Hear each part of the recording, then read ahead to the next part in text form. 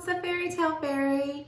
I wanted to say hi. This is my puppy Archie. We just got him, so I wanted you all to meet him and see that he's chewing on everything. So we miss you. I miss you so much, and I can't wait to see you guys. But I have a new story for you because it's a new month. It's April. I have the story of Jack and the Beanstalk. So let's put on our listing here. See Jack and the Beanstalk, and there's Jack. Where's the Beanstalk? We'll get to that. That's Owen. That's my son Owen talking. Owen, you can wave and say hi. You can turn if you want to. I'm good. Okay, so let's listen. Long ago, there lived a poor woman and her son named Jack. They had no money and no food, so the woman decided that they must sell their milking cow. The woman asked Jack to take the cow into town and offer her for sale.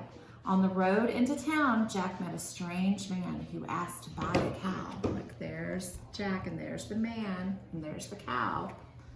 I will give you 5 magic beans for your cow, he said to Jack. Do you know how many that is? 2 for each of my hands and 1 in my mouth, answered Jack. Right, said the strange man. Here are the beans. So Jack traded the cow for the magic beans. Do you think his mom is going to be happy with him? I think she told him that he needed to sell their cow so they could have money for food. And he traded the cow for magic beans. Let's see what happens. When Jack returned home, he proudly told his mother of the good trade he had made. Oh, you foolish boy, she said. Now we will go hungry. And she threw the beans out the window because she did not believe that they were magic. She sent Jack to bed without any supper, even though there was nothing to eat anyway. The next morning, Jack awoke to find a large beanstalk growing from the spot where the beans had fallen. It was so tall, it grew all the way to the sky. Jack climbed the beanstalk until he was high in the sky, even higher than the clouds. And there before him, he saw a great castle. That's my other dog, Clifford and Archie, both talking. See the castle? Jack climbed the beanstalk up into the clouds, and there was the castle. Jack walked up to the castle. There in the doorway stood the biggest woman he had ever seen. Please, ma'am, I'm very hungry. Could I come in and have something to eat? Asked Jack. The woman said that her husband, who was a giant too, was coming home soon and would eat Jack for supper. But Jack asked again so nicely that the woman brought him inside and gave him some breakfast. No sooner had Jack finished eating than he heard the of the giant's boots. Quickly, the woman hid Jack in an unlit oven. The giant filled the kitchen door and roared, Fee, fi, fo, fum.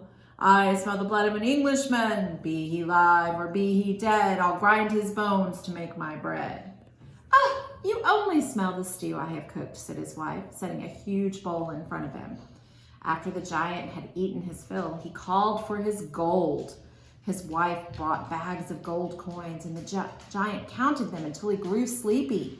Soon he began to snore. Jack slipped out of the dark oven and grabbed one of the bags of gold.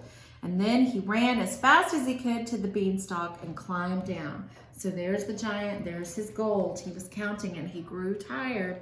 Jack snuck out and grabbed a bag and went back home. Jack's mother was happy to have him home, and the gold brought them food for many months. But as soon as the coins were spent, Jack disguised himself and climbed the beanstalk past the clouds. Once again, he asked the giant's wife to let him into the castle. So he disguised himself. Do you see? He put a cape and a hood on so she wouldn't recognize him. The woman did not recognize Jack in his disguise, but she did not want to let him in. She told Jack that the last boy she had let in for food had stolen a bag of her husband's gold. But Jack asked so nicely for a drink that she brought him to the kitchen and gave him a thimble of water. No sooner had Jack finished the water than he heard the tramping of Giant's boots and ran to hide in the oven. The giant roared, Fee, fi, fo, fum. I smell the blood of an Englishman. Be he live or be he dead, I'll grind his bones to make my bread. And his wife said, "Oh, you only smell the delicious soup I have cooked for you." Then she fed the giant his supper. After the giant had eaten, he told his wife to bring his magic hen. "Lay an egg," commanded the giant. The hen laid a perfect golden egg, and soon the giant fell asleep, and Jack crept out of his hiding place. He grabbed the hen and did not stop running until he was safely home. Oh, look, there's the hen. Each day the hen laid another golden egg. Jack and his mother were able to sell the eggs to buy plenty of food. Jack's mother was very happy, but Jack still longed for adventure, so he climbed up the beanstalk once more and tiptoed into the giant's castle. He ran into the kitchen and hid behind a giant broom. Soon the giant and his wife came in. The giant looked around the kitchen and cried, "Fee, fi, fo, fum, I smell the..." But his wife quickly ran to look in the oven, but no one was there. The giant sat down in his chair with a thump that rattled the kitchen floor and called for his wife to bring him his magic harp. Jack watched as a lovely golden harp was set before the giant. There's the harp. It plays beautiful music. When the giant roared, "Sing!" the harp came to life and played a beautiful song all by itself. It even sang along with its music in a soft, sweet voice. The giant ate his supper while the harp played and sang, and when the giant was full, the harp's music lulled him to sleep. When the giant was snoring loudly and was certainly asleep, Jack crept from his hiding place behind the broom. He picked up the golden harp and ran away with it. So there's the giant sleeping and Jack sneaking out to get the magical golden harp. The magic harp called out, "Help, master!" And this woke the sleeping giant. When he realized that his prized harp was being stolen, the giant leaped up with a mighty roar and grabbed for Jack with one of his huge hands. Jack jumped off the table and ran as fast as his legs could carry him. He could hear the tramp, tramp, tramp of the giant's boots behind him, and that made him run faster than he had ever run before. When Jack reached the beanstalk, he climbed all the way down to the ground with the magic harp clutched tightly in one arm. As soon as Jack reached the ground, he grabbed an axe and with one sharp blow, chopped down the huge beanstalk.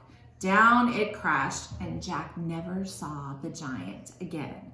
That was the end of the magic beanstalk. And as for Jack and his mother, they lived happily ever after with the wonderful hen and the magical golden harp. The end.